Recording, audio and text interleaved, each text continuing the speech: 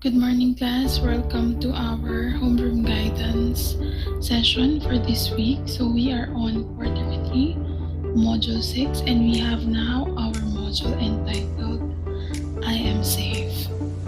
Allow me to welcome each and every one of you as we meet this week for our homeroom guidance program. So, for this week, these are the materials that you are going to need for our class. So we have worksheets entitled Violation Effects and the Pledge of Commitment. Another also is for your HG portfolio. You will need your notebook or a clean sheet of paper for this one. So for our class objectives and rules, we have, after going through this lesson, you are expected to discuss the laws that protects the right of self and others, express commitment in promoting rights of self and others, and promote specific laws protecting oneself and others through awareness campaigns. Next, for our rule, our solitary rule. So remember that this class is a safe space. You are safe here, safe from any bias, conflict, criticism, or potentially threatening actions, ideas, or conversations. Should you want to share, rest assured that everything will remain confidential. So, as I have said earlier, our lesson for today is entitled I Am Safe. So, in here, you will be introduced to various laws that protect your human rights. You'll also learn more about your duties and responsibilities in promoting not only your safety but also the safety of other people. Okay, let's proceed with our activity. So in here, let's try this.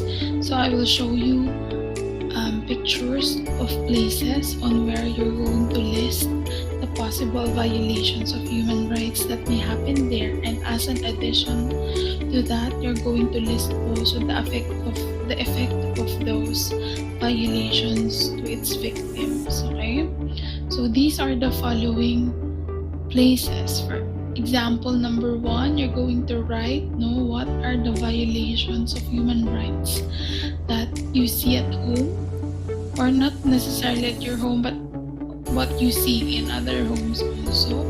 Next, for example, number 2, what are the violations of human rights that are happening in schools? And the last one is focused on the workplace.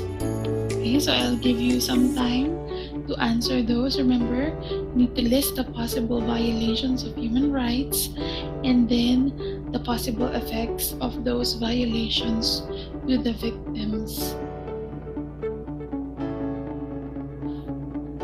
Okay, let's continue. So, after listing the violations and the effects, let us now process what you have answered. So, I think one example of violence at home that we see not only in our home, especially if it is a loving home, we see this sometimes in television shows. Example is the physical abuse to children, to the wife.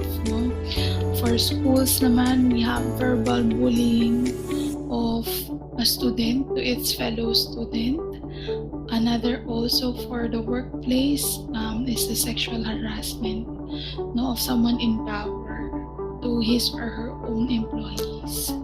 So as we process these questions, we have 3 questions. So for question number 1, what did you realize while doing this activity, while thinking of the possible violations? Kindly write your answers on a clean sheet of paper for your HG portfolio. For question number 2, as a senior high school student, what can you do to prevent these human rights violations? As you have listed them, what do you think are the steps that you can do as a student so that you may be able to prevent those happening? And the last question is, what do you think are the effect of these violations to the victims' lives? So in here, you think of the possible effects of these human rights violations to the victims. Ayan. I'm going to give you some time to answer them on a piece of paper also.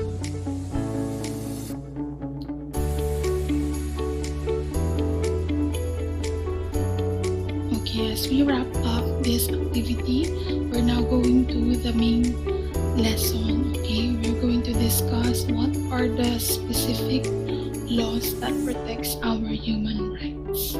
So in here we have the Universal Declaration of Human Rights, or UDHR, on which it's a milestone document in history of human rights, since it has outlined the most basic human rights and freedoms that every human being is entitled to. This declaration is proclaimed by all representatives coming from different regions of the world. Okay? I think we cannot imagine a world without human rights, a world in which we can do everything that we want to do. Okay? It will certainly expose others to dangerous situations, abuses, and exploitation, since we can do everything that we want. But fortunately, we are living in a world that promotes and respects human rights, okay, which are now considered universal and fundamental, as I have said with the Universal Declarations of Human Rights. So in our country, different laws have been enacted to protect the human rights of every Filipino. The following are some of these legislations. So for number 1, we have the Republic Act number 9262. This is also known as the Anti-Violence Against Women and Their Children Act of 2004. So violence against women and their children refers to any act or a series of acts committed by any person against a woman who is his wife, former wife, or against a woman with whom the person has or had a sexual or dating relationship, or with whom he has a common child, or against her child, whether legitimate or illegitimate, within or without the family abode, which result in or is likely to result in physical, sexual, psychological harm, or suffering, or economic abuse, including threats of such acts, battery, assault, coercion, harassment, or arbitrary deprivation of liberty. So next, let's go to the next law. We have RA 10175, which is known as the Cybercrime Law. Okay, the Cybercrime Prevention Act of 2012. So this law outlined the punishable acts that are considered cybercrime-like offenses against confidentiality, integrity, and availability of computer data systems, computer-related offenses, and content-related offenses. So let's go to the third law that we have. We have our Republic Act number 9710. This is also known as the Magna Carta of Women. This was approved on August 14, 2009, which mandates non-discriminatory and pro-gender equality and equity measures to enable women's participation in the formulation, implementation, and evaluation of policies and plans for national, regional, and local development. The next law that we have is about Republic Act number 9442 or 9442. This is an act amending Republic Act number 7277, otherwise known as the Magna Carta for disabled persons and for other purposes. The amendments includes now the inclusion of new chapters and sections for other privileges and incentives and prohibitions on verbal, non-verbal ridicule and vilification against persons with disability. So these are the privileges for PWD under this law. Let us continue with the next law. We have RA 7610, which is known as the Special Protection of Children Against Abuse, Exploitation, and Discrimination Act. This law provides special protection to children from all forms of abuse, neglect, cruelty, exploitation, and discrimination and other conditions prejudicial their development, provide sanctions for their commission, and carry out a program for prevention and deterrence of and crisis intervention in situations of child abuse, exploitation, and discrimination. Okay, and to the next one, we have RA number 8353. This act is also known as the Anti-Rape Law of 1997. Rape is considered committed by a man who shall have carnal knowledge of a woman under any of the following circumstances: through force, threat, or intimidation, when the offended party is deprived of reason or otherwise unconscious, by means of fraudulent machinations or grave abuse of authority, and when the offended party is under 12 years of age or is demented. Even though none of those circumstances mentioned above be present, rape is also committed by another person who, under any of the circumstances mentioned hereof, shall commit an act of sexual assault. Okay? By inserting his genitals into another person's mouth or orifice, or any instrument or object into the genital or orifice of another person. Next law we have is RA 10627, which is also known as the Anti-Bullying Act of 2013. So this is an act requiring elementary and secondary schools to adopt policies to prevent and address the acts of bullying in their institution. So when we say bullying, it shall refer to any severe or repeated use by one or more students of a written, verbal, or electronic expression, or a physical act or gesture, or any combination thereof directed at another student that has the effect of actually causing or placing the latter in reasonable fear of physical or emotional harm or damage to property. Of course, this creates a hostile environment at school for other students. It infringes on the right of the other student at school. Basically, it disrupts the education process or the orderly operation of the school.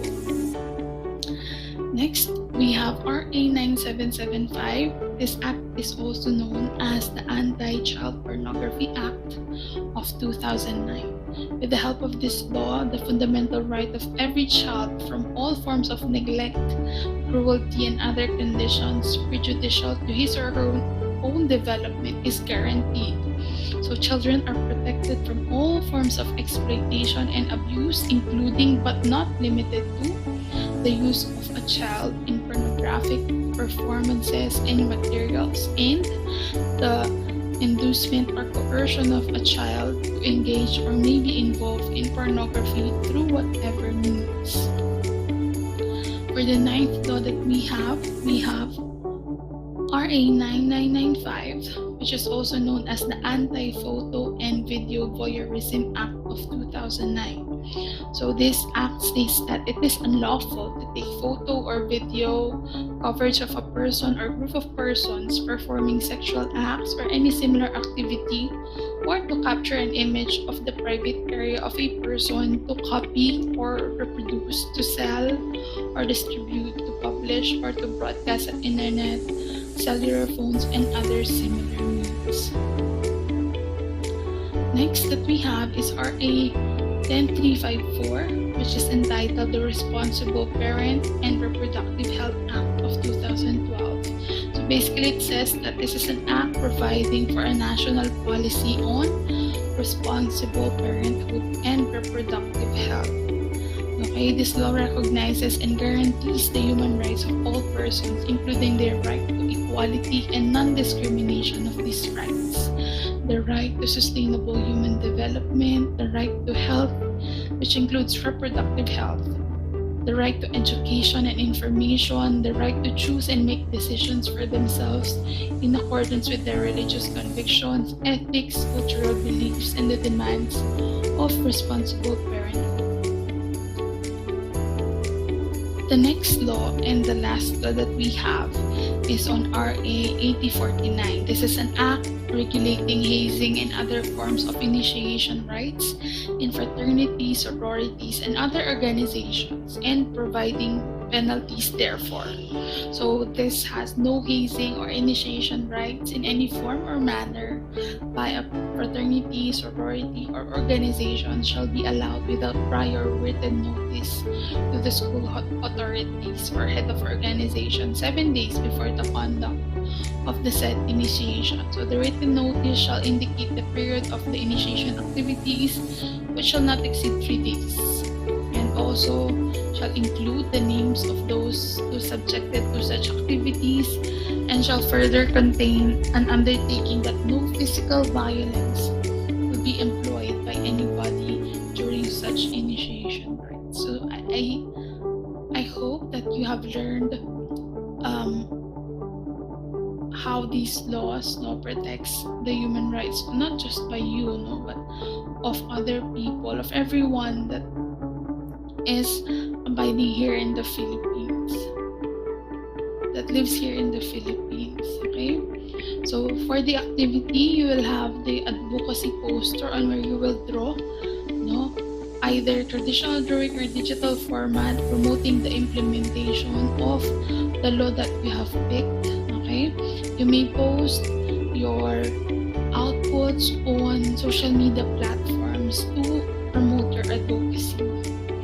After doing the advocacy poster, we will go to what I have learned. So you do this in your notebook. So you just continue what the phrase says. So in this module, I learned that, and then I appreciate the fact that, and then because of what I learned, I will surely laugh. Okay?